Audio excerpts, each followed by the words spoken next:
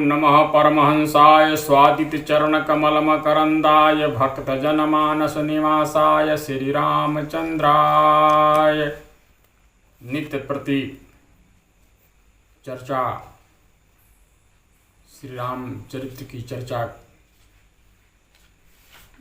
में आज जो है श्री रामचरितमानस के बालकांड का प्रथम दोहा के आगे की जो चौपाई है, 7वां चौपाई, उसका आज वर्णन है।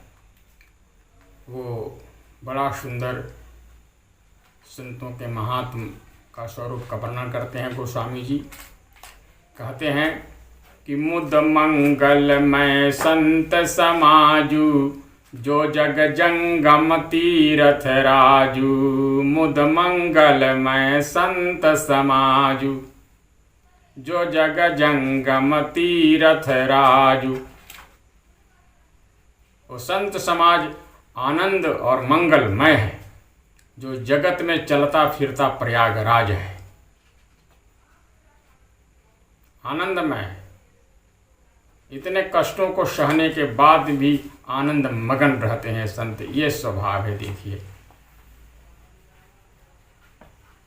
मुद का मतलब मोद होता है। मोद का मतलब मानसी आनंद।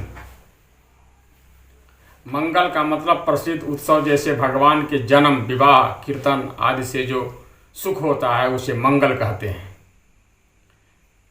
जंगम का मतलब है चलता फिरता, चलने वाला। जंगम का मतलब ये होता है। तीर्थराजु का मतलब होता है प्रयागराज, तीर्थराज प्रयागराज। मुद मंगल में कहने का भाव यह है कि आनंद मंगल से परिपूर्ण है। भक्ति और ज्ञान संबंधी आनंद से परिपूर्ण होने से और बाह्य उत्सव आदि प्रचुर मात्रा में होने से मंगलमय इनका जीवन होता है संतों का। संत समाज कहने का मतलब है कि पहले साधु को कहा, अब संत समाज को कहते हैं। साधु वे हैं जो साधना कर रहे हैं, और संत वे हैं जिनका साधना पूर्ण हो चुका है, जो पहुँचे हुए हैं भगवान को, जो लोग प्राप्त हैं उन्हें संत कहा जाता है। जंगम तीर्थराजु का मतलब है कि प्रयाग एक ही स्थान पर स्थित है, अचल है। जब कोई वहाँ जाए तब शुद्ध हो।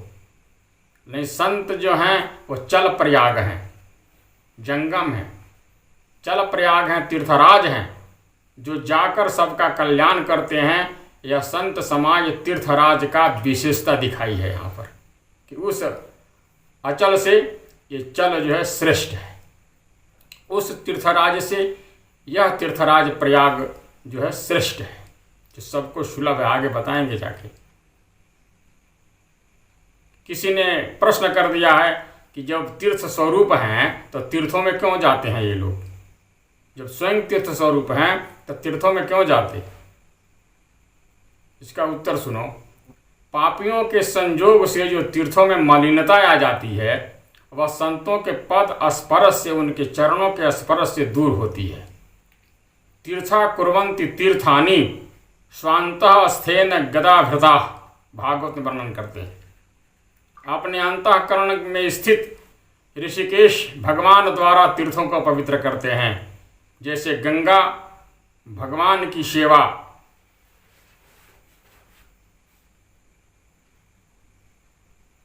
जैसे गंगा आई, आने को तैयार नहीं थी, दोष गिनाई कि संसार के लोग हमारे पाप को धोएंगे, हमारे जल में स्नान करके तो हम मलिन हो जाऊंगी, ये पाप कैसे दूर होगा? तो भगवान ने यही कहा था कि जो संत जन हैं, जो सदा अपने हृदय में हमारा ध्यान किया करते हैं, उनके हृदय में मैं स्थित रहता हूँ, वे भजन करते हुए संत जन जब जाएंगे, उनके चरण जब पड़ेगा तो सारे पाप जो है नष्ट हो जाएंगे और गंगा पवित्र हो जाएगी, पवित्र हो जाओगी।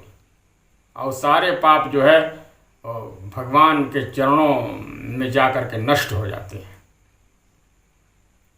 इसीलिए तीर्थों को पवित्र करते हैं संत। जगमह संत विचरत यही भेदा, जल चेतन को करत सचेता।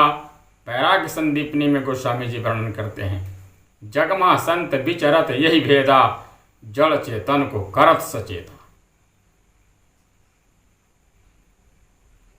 तीर्थराज प्रयाग का साज समाज ठाट बाट है, ठीक वैसे ही संतों में भाषा है, वेश है, पूजा है, पद्धति है, आरती है, हवन है और भी क्रियाएं हैं जो साज समाज के साथ चलते हैं। तीर्थराज प्रयाग का वर्णन आगे भी करेंगे उनके ठाट बाट का, जैसे सचिव सत्य श्रद्धा प्रिय नारी, माधव सरि समीत हितकारी, चारि पदार्थ भरा भंडारू, पुण्य प्रदेश देश यति चारू। वहाँ पर सत्य ही सचिव है, श्रद्धा ही प्रिय नारी है, भगवान ही मित्र है सबके हितकारी। यह 4 प्रकार का पदार्थ जो भंडारा भरा हुआ है, पुण्य में प्रांत ही जो प्रदेश है, देश है, सुंदर देश है। ये इस प्रकार से संतों के बारे में वर्णन किया गया है। तो इसीलिए गोस्वामी जी यहाँ पर लिखते हैं कि मुद मंगलमय संत समाजू, जो जग जंगम तीरथ राजू, क्षेत्र यगम गढ़ गाढ़ सुहावा, सपनेहु नहीं प्रतिपक्षिन पावा, सेन सकल तीरथ बर बीरा, कलुषयनीक दलन रन धीरा, संगम सिंहासन सुठि सोहा, छत्र यखय बट मुनि मन मोहा, चमर जमुन यरु गंग तरंगा, देखी हो ही दुखदारी दिभंगा, से वही सुकृति साधु सुचि, पावही सब मन काम, बंदी वेद पुराण गण, कहीं विमल गुण ग्राम। इसकी आगे का विस्तृत रूप संत प्रयाग में बताएंगे, उसका अगले भाग में बताया जाएगा। बोलिए सच्चिदानंद भगवान की जय।